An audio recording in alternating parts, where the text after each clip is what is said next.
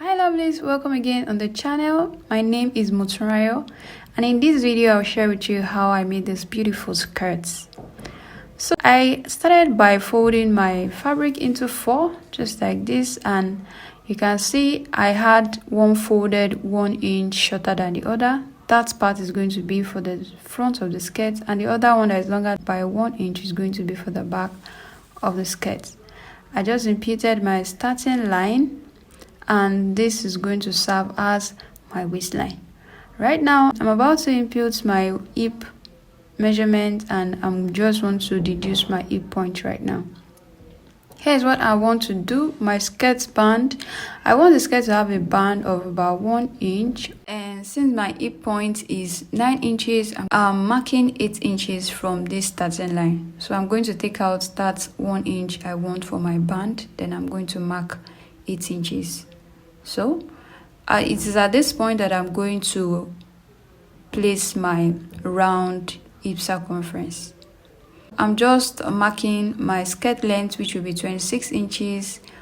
Extra 1 inch right there will be for the hem allowance. 26 inches for my skirt length and 1 inch for the hemming. So I'll just place a line so that everything can be visible for me to work with. So right now I'm just imputing my waist measurement, which is 7.75 plus 2 inches, 1 inch for that and 1 inch for seam allowance. I added my hip measurements at this point and 1 inch for seam allowance. Okay, so and I'm just going to be connecting these points together just like this, and I'm going to be, for the hem allowance, what I did was the measurement I had here minus 1 was what I actually impute here.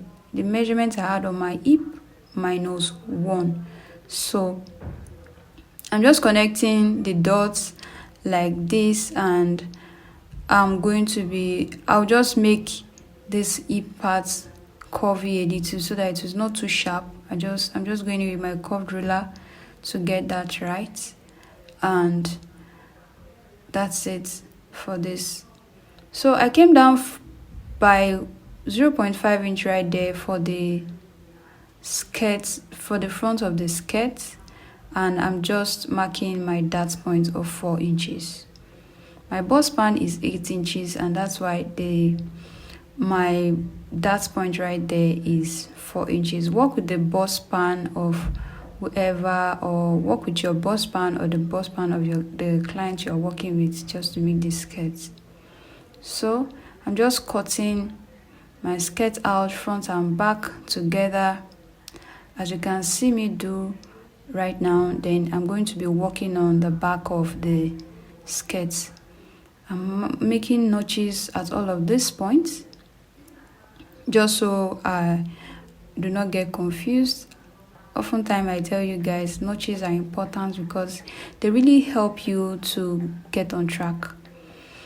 Okay, so at the center back I came in by ½ inch right there, you can see it, and then from the hip line I came down by 6 inches.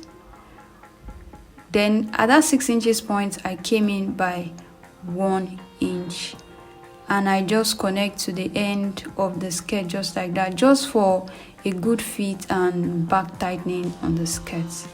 I hope you understand what I did. If you don't understand, please feel free to rewind the video a little. You can even slow it down just so you're able to understand what I did right there. Feel free to also drop your questions and comments. Okay, so I'm going to be using this fabric to cut the band, and this is measuring 3.5, so I think that works perfectly. And I'm just going to be adding stay to this just to use it to give it stability. Next I'm going to be cutting the side ruffles, and I have this measuring 16 inches on fold, that's 32 inches. I think that's fine.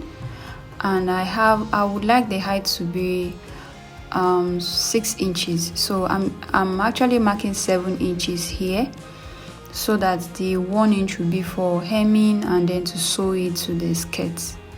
So for this, it just depends on how full you want the ruffles to be. You can have yours more than the 32 inches I have right here.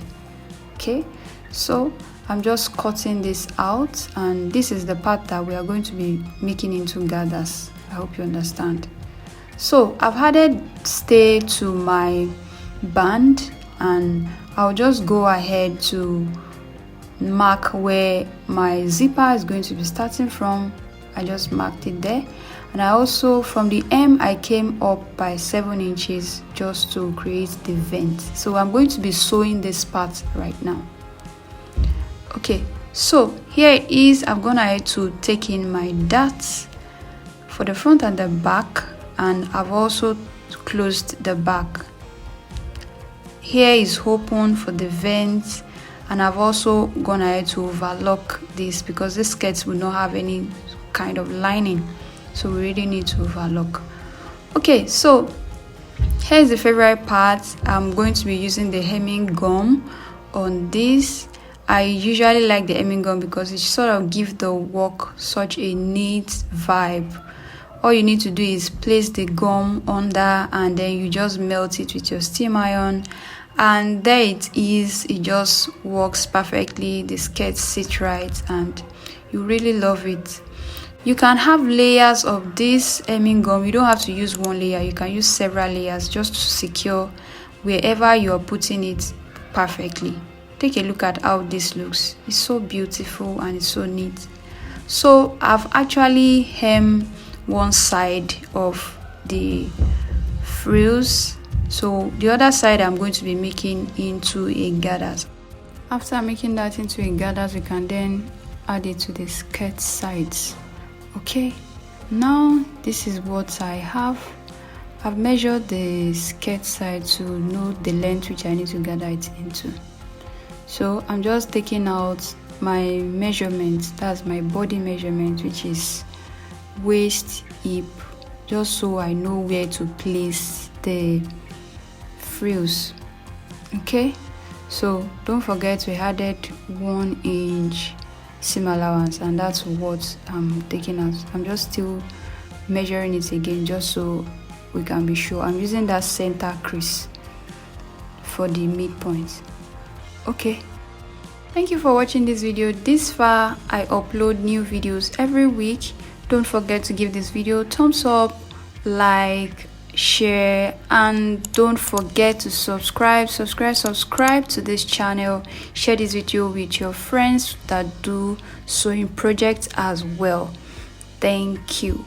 Okay, so here I have marked the sides. We have taken out all of our seam allowance, and I'm going to be placing my ruffles right now. Take a look at how I'm doing it. I came down 1 inch away from that waistline. Okay, and I'm going to be pinning my ruffles to my skirt just like this. All right, before I now take it to the sewing machine and I sew, I won't allow it to get to the end, so just more like 3 inches before that end. So I'm going to be placing it just like that. I'll do the same thing for the other side as well, and then I'm going to take it to the sewing machine and I'm going to stitch on like this. I'll be stitching it on like this first before I now place the back over it. Then I'll stitch the back as well, just so we do not get confused. Alright, now I'm done stitching it. Here's what it looks like. Take a look at it.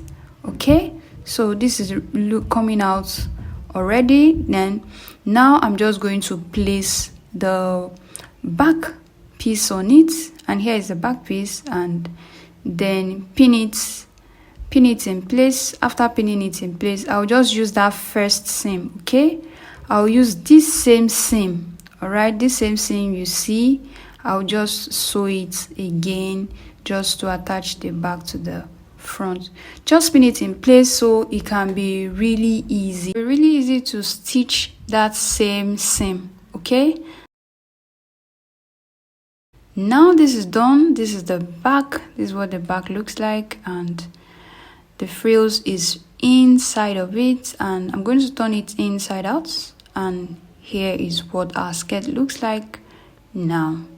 All right, this is looking pretty already. I'll just join the band to the waistline just like this, and here is what my skirt looks like after joining the band. I have a matching zipper which I'm going to add to this. I have a video on how to perfectly install an invisible zipper. You can go and check that video out. Okay, I have it linked up here, so you can go check it out. I've attached the zip, and our skirt is looking so pretty. Take a look at how neat and cute that looks. So don't forget to watch that video to see how to install zippers perfectly. That's if you don't know how to. So here our skirt is ready. Just give it a good press, and this is the final look. Thank you guys for watching. Subscribe. It's completely free. Don't forget to subscribe to this channel, and I'll see you in the next video. Bye.